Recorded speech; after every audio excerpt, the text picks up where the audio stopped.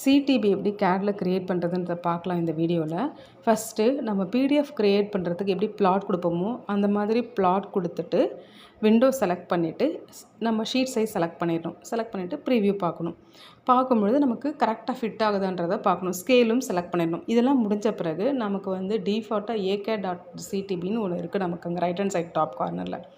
அதில் எப்படி எடிட் பண்ணுறதுன்றதை பார்க்கலாம். நான் வந்து டெக்ஸ்ட்டுக்கு வந்து ரெட் கலர், வால் காலம், இது வால்க்கு வந்து எல்லோ கலர், காலமுக்கு வந்து மெஜந்தா கலர், இந்த மாதிரி கொடுத்துருக்கேன்.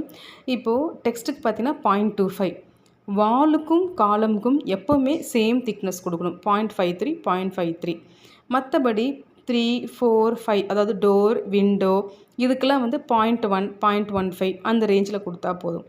அதுக்கப்புறம் நம்ம கடைசியாக காலமுக்கு வந்து ஹேட்ச் பண்ணியிருப்போம். அந்த காலமுக்கு என்ன ஹேட்ச் பண்ணியிருக்கோமோ அதை வந்து நம்ம யூஸ்வலாக வந்து கிரே கலர் தான் கொடுப்போம். ஸோ கிரே கலர் வந்து 251லேருந்து நம்மளுக்கு வந்துடும். 250லேருந்து 253 அது வரைக்கும் வரும். நான் வந்து 250 கொடுத்துருக்கேன்.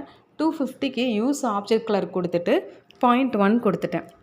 அவ்வளோதான். இப்போ சேவ் அண்ட் க்ளோஸ் கொடுத்துட்டு ப்ரீவியூ பார்த்தோன்னா நமக்கு வந்து எப்படி இருக்குது, ட்ராயிங் பிளான் வந்து ஓகேவா, பிரிண்ட் அவுட் எடுத்தால் கரெக்டாக வருமா அப்படிங்கிறது நமக்கு தெரிஞ்சிடும். நம்ம எப்போவுமே ஒரு பிரிண்ட் அவுட் எடுக்கிறதுக்கு முன்னாடி இந்த மாதிரி பிடிஎஃப் ரெடி பண்ணிவிட்டு நம்ம இதுலேயே நமக்கு வந்து வேறு யாரும் செக் பண்ணணும்னு கூட நமக்கு அவசியம் இல்லை. நம்ம இந்த மாதிரி பிடிஎஃப் க்ரியேட் பண்ணிவிட்டு ஒரு இடத்தையும் ஜூம் பண்ணி பார்த்தோன்னா நமக்கு டைமென்ஷனும் டெக்ஸ்ட்டும் எங்கன்னா ஓவர் ரைட் ஆகுதா அந்த மாதிரி விஷயம்லாம் நமக்கு தெரிஞ்சிடும். ஓகே, உங்களுக்கு இந்த வீடியோ ரொம்ப யூஸ்ஃபுல்லாக இருக்கும் அப்படின்னு நீங்கள் நினச்சிங்கன்னா எனக்கு ஒரு லைக் கொடுங்க.